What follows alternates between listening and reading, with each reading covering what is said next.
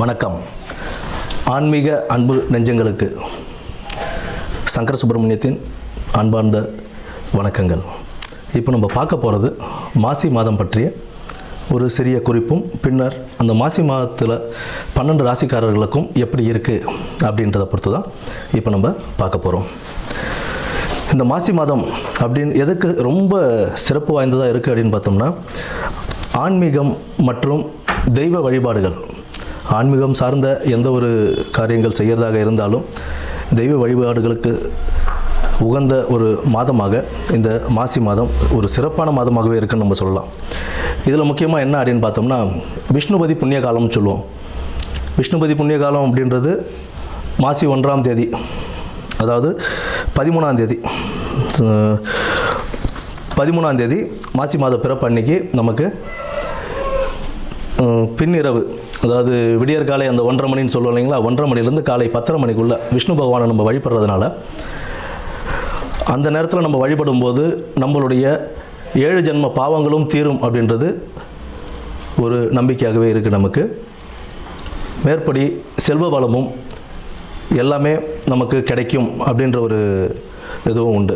விஷ்ணு பகவானை துளசி மாலை அணிவித்து நம்ம வழிபட்டுக்கிட்டு வந்தோம். பெருமாள் விஷ்ணு துளசி மாலை அணிவித்து அந்த விடியற்காலை 1:30 மணியிலிருந்து 10:30 மணிக்குள், காலைல 10:30 மணிக்குள்ளே நம்ம வணங்கிட்டு வரும்போது நமக்கு உண்டான செல்வ வளமும் கிடைக்கும் அப்படின்றது சொல்கிறாங்க. குடும்பத்தில் ஒரு மகிழ்ச்சியும் நிலவும், இருக்கிற பிரச்சனைகள்லாம் படிப்படியாக குறைய ஆரம்பிக்கும்.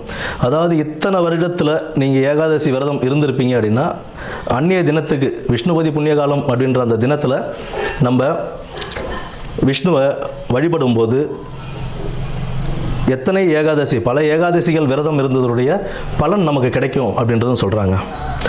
அடுத்தது பார்த்தோம்னா, இந்த மாசி மாதத்திலேயே சிவராத்திரி, மகா சிவராத்திரின்னு சொல்லுவோம். மாசி மாதத்தில் வரக்கூடிய சிவராத்திரியை, அந்த சிவராத்திரி சிவபெருமானுக்கு உகந்த ஒரு தினமாக நம்ம அதை கொண்டாடிக்கிட்டு இருக்கோம், மகா சிவராத்திரியை. அடுத்து மாசி மகம், அம்பிகை ஜனிச்ச நாளாக அந்த மாசி மகத்தை நம்ம வணங்கிக்கிட்டு வரோம். அம்பிகைக்கு ரொம்ப உகந்த நாள் அந்த நாளில் தான் நமக்கு இந்த நீராட்டெல்லாம் செய்வாங்க.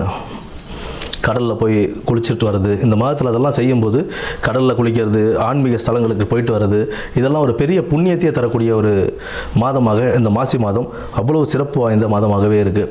இந்த மாசி மாதத்தில் பெண்கள், திருமணமான பெண்கள் தாலி பிரித்து கோத்தாங்க அப்படின்னா அவ்வளோ விசேஷம். அடுத்தது இந்த பூணல் அணிவிக்கும் இதுவும் சொல்லுவாங்க. மாசி பூணல் பாசி படியாதுன்னு சொல்லுவோம். மாசி மாதம் பூணல் அணிஞ்சால் அவ்வளோ விசேஷமாக கருதுவாங்க. புதுசாக பூணல் போடுறாங்க அப்படின்னா, யஜ்ஞோபவிதாரணம் செய்கிறாங்க அப்படின்னா, அதுக்கு மாசி மாதத்தை மேக்ஸிமம் ஆட்கள் மாசி மாதம் தான் தேர்ந்தெடுப்பாங்க. ஏன்னா அவ்வளோ விசேஷமான ஒரு மாதமாக இந்த மாசி மாதம் இருக்குது. அது மட்டும் இல்லாமல் புனித நீராடுதல், விரதங்கள், குலதெய்வ வழிபாடு, இதெல்லாம் நம்ம பண்ண இந்த மாதத்தில், இந்த மாதம் ஃபுல்லாகவே ஒரு சிறப்பான மாதம் தான். ஆன்மீகத்துக்கும் தெய்வ வழிபாடுக்கும் ரொம்ப ஒரு சிறப்பான ஒரு மாதமாகவே இந்த மாதம் அமையும். இனி வரப்போவது 12 ராசிகளுக்கு உண்டான பலன்களை என்னன்னு நம்ம பார்ப்போம். நன்றி, வணக்கம். புனர்பூச நட்சத்திரம், புனர்பூச நட்சத்திரக்காரங்களுக்கு இந்த மாசி மாதம் எப்படி இருக்க போகுது அப்படின்றத பார்ப்போம். இந்த மாசி மாதம் புனர்பூச நட்சத்திரக்காரங்களுக்கு அவங்க தொழிலில் இருந்து வந்த தடை தாமதங்கள் விலகுங்க.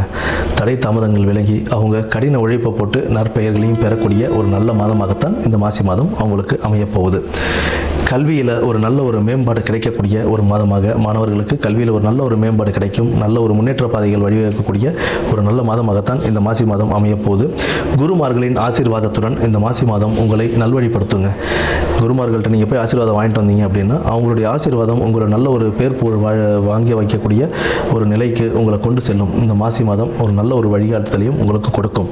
எடுத்த எந்த ஒரு காரியம் எடுத்தாலும் அதில் வெற்றி கனியை பறிக்க நீங்கள் கடின உழைப்பை போட்டு அதில் ஒரு நல்ல பேரும் புகழும் எடுத்து நல்லபடியாக சேருவீங்க.